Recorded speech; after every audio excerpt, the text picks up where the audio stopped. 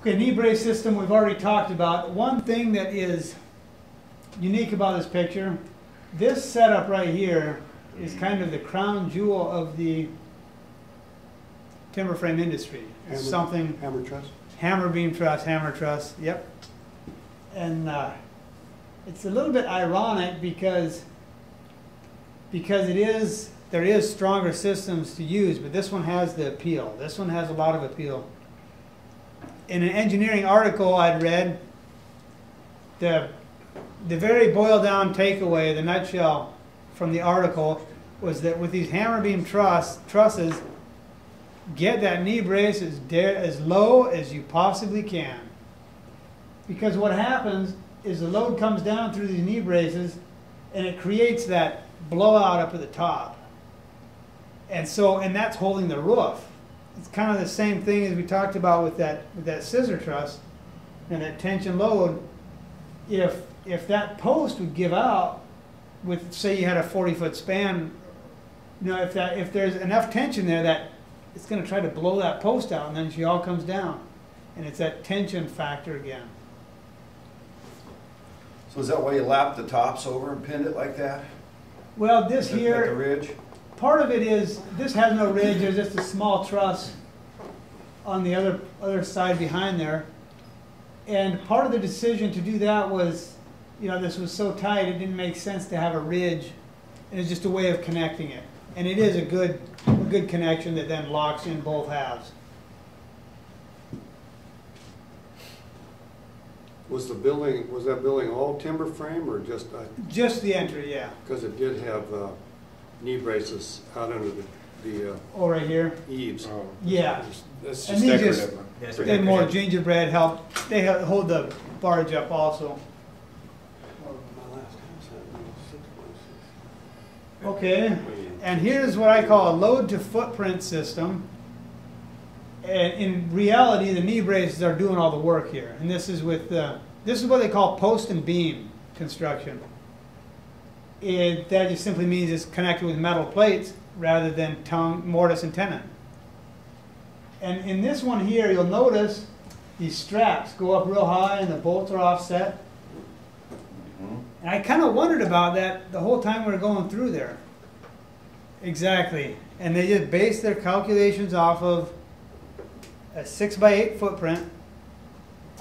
How many bolts do they need? How far up do they have to go before there's enough resistance to not fall over? And the first time I was exposed to anything like this was an odd job I bid. It was down in California. You had to hike up to the mountains to get there. And it was like a Greco-Roman type of a campsite area for campers that were going along these trails. It might have been the Pacific Crest Trail. They had every 12-foot a grid. It was at 44 by 60, but every 12 foot they had a log, a pole that was about 30-inch diameter, 24, and it was up 16 foot high with, you know, purlin's really tight space. They had a huge snow load.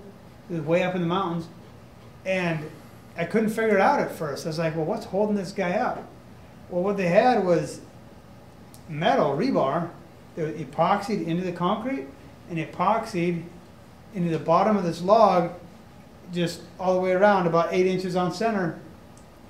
And that every log combined, you know, wouldn't fall over with the same principle that they did the tests on the epoxy. Wow.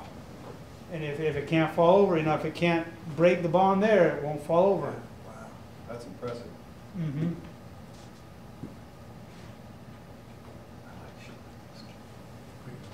So here is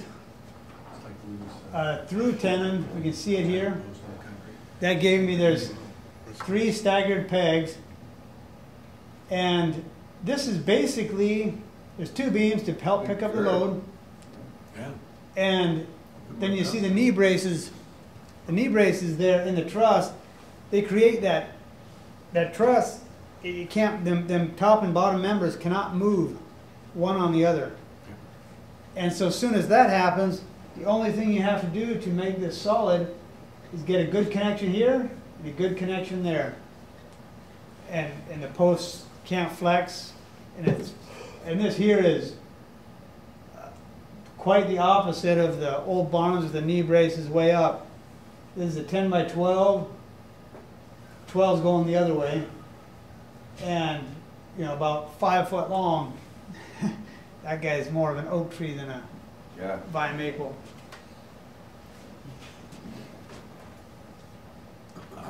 And a crux system. Are any of you familiar with the crux system?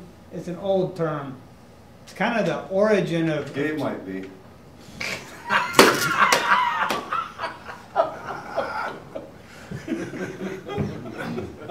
It looks like a, why isn't that a hammer truss? The reason it isn't, you can see the concrete here at the bottom.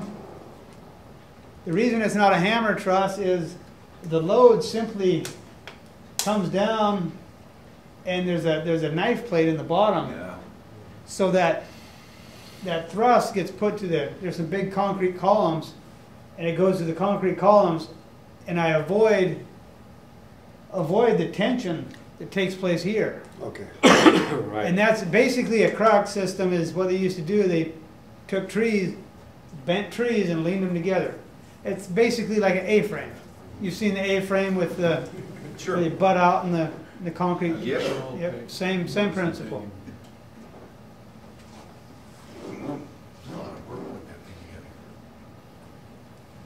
So that kind of covers the basic systems of, you can, right from the get-go, you can see, okay, what's going to be holding this guy up from the different systems.